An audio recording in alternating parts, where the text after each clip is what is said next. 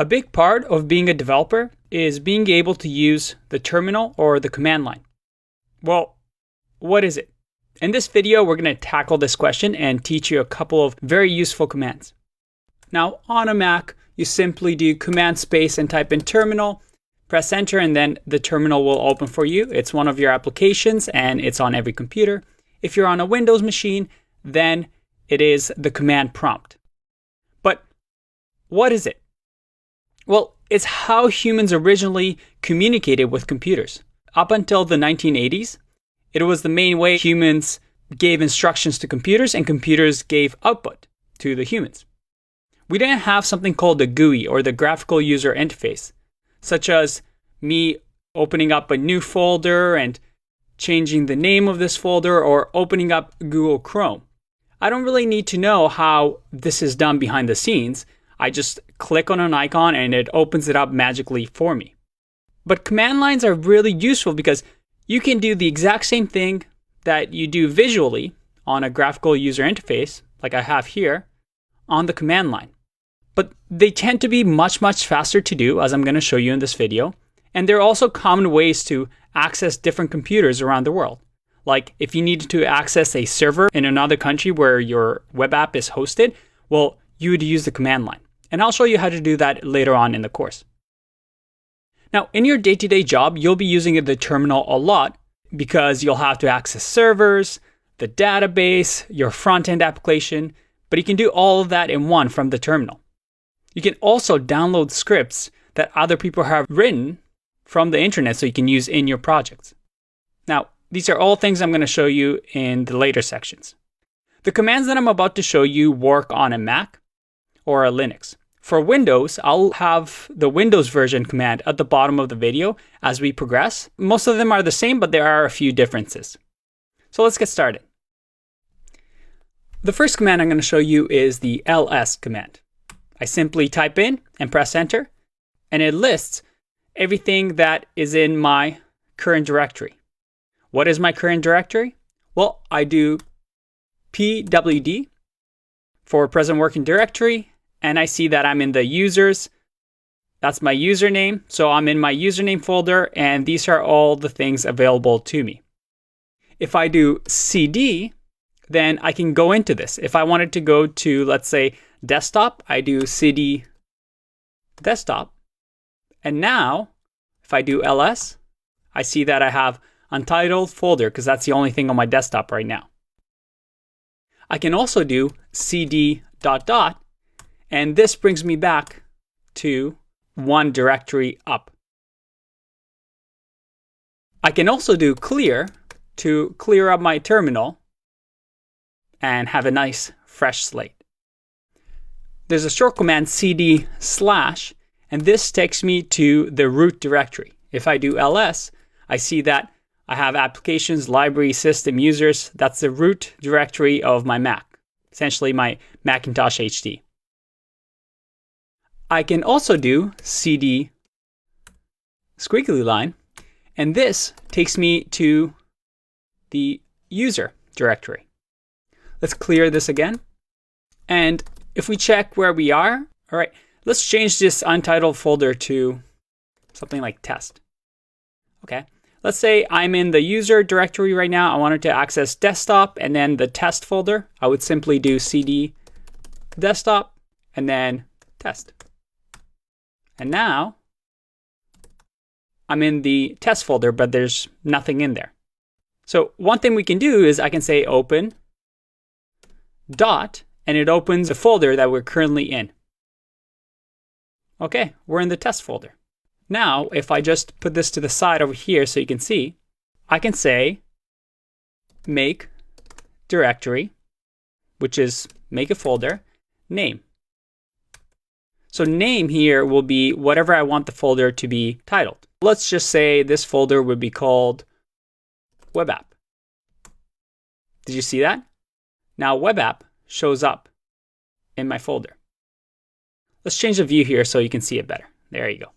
If I do ls now, I see that we have the web app folder, and as we know, we can go into it. And let's double click here to see what we have. We have absolutely nothing. Well, we can create a file in here by saying touch and the name of the file. So let's just do index.html. There you go, index.html. Now, what if we wanted to open this index.html? Again, we just do open, and the dot means we open the folder we're currently in, which is here. But if I do open index.html, it opens the file for us. How cool is that? But index.html is pretty empty right now. Wouldn't it be nice if we can open Sublime Text from here and add something? Again, you can do that with open. You put in A, so line A for application, and the name of the application. So Sublime Text. Close the double quotes, press enter, and look at that. I have Sublime Text. But if we wanted to do application Sublime Text and open the index.html file, we just do this. And now I can say HTML, and we'll just say, hello world. Save that. And if I do open index.html, we have our index.html file loaded. Wasn't that a lot faster than right-clicking, creating a folder, then dragging everything to Sublime Text? And as you can see, you can do things really, really fast here. Okay, let's change something. I'm going to close Google Chrome and Sublime. And in the web app, let's say I wanted to change the name of index.html to about.html. Well, I'll do the mv command, which stands for move, but it just moves the index.html file to about.html file. So it's a little trick. You're essentially just moving one file to another, but by changing the name, you create a new file and you replace it with the old one. So now I have about.html. Very cool. Now, these commands, typing them can get pretty tiring. I can press the up arrow and it goes through my entire history, which is very cool. I can also press the tab key and it will bring up my most recent command or completes what I'm about to write. So you can do it really, really fast. And when your commands get longer and longer, it's a very useful thing to do. Okay, I don't really need the about.html file anymore. Let's remove it. We do rm for remove and the name of the file, about.html.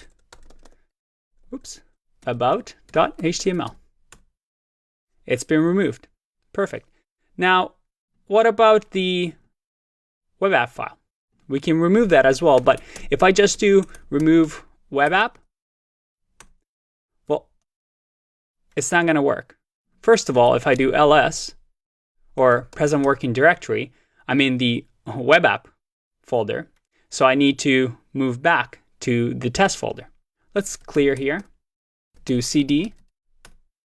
Now my present working directory is, I'm in the test, so I can remove web app by doing remove web app. But rm only works for files. To remove a directory, a folder, you need to do rm and then use the r option and then the folder name. In our case, it's the web app. There you go. It's gone.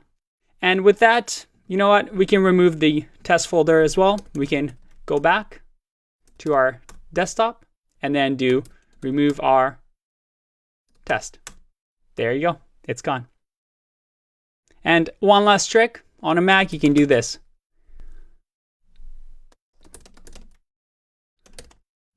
This is so cool. Right? Very, very cool. Okay, as you can see, you can have a lot of power with the terminal, and I want you to get used to writing commands on here. And from now on, try creating files and folders this way. Eventually, you'll get more and more comfortable with it, and things will be much faster than just using the GUI. In the developer environment section, I'll show you how you can change this boring black and white terminal to something like this. That's it for now. See you in the next video. Bye-bye.